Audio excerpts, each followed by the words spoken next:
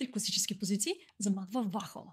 Ето е и първата диаграма. Белен ход. Опитайте се да я решите преди да ви дам решението. Днес ще научите един нов термин в шахмата. Казва се цугцванг. Тук белите играят уникален, нефорсиран ход, топа 6, с който предизвикват единствения ход на черните да е грешен. Тази ситуация се нарича цванг, когато противника е принуден да изиграе неправилен ход или ход, който води до загуба.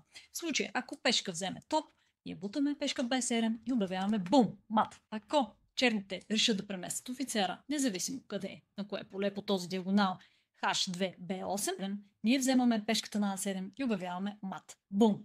Това е класически пример от Пол Морфи. Пол Морфи е известен като гений в шахмата и гений в лудостта. Следващия пример принадлежи на 8-я световен шампион Михаил Tal, един от моите любимци. Той притежава необикновена памет. Аз съм родена на неговия рожден ден, 9 ноември. Съответно, имаме ситуация, където белите атакуват черния цар отново и единственият защитник пред царя е офицера. Имаме вид за вличане. По какъв начин? С форсиран ход топ H8. Съответно, ако черните вземат с офицера, нашата дама се открива и контролира тези полета и обявяваме бум, мат с коня.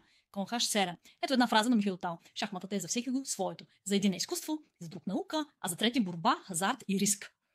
Третия пример, който съм подготвила, принадлежи на Вилхелм Штайниц, първият световен официален шампион. Той е уникален, като тази партия отново прилича на предишния пример. Трябва да потърсим кой е основният защитник на черния цар. Ето го черния цар, ето го контрола на белите фигури. Черният цар няма свободно поле. Единственият, който защитава полето G8, критичното поле е топа. Как да отвлечем топа? Чрез жертва на дамата. Дама по H6, форсиран шах, топ по H6 и топ G8. Ето една фраза и на Вилхелм Штайниц. Отбраната е също толкова важна, колкото и нападението. Следвайте ме за още материал.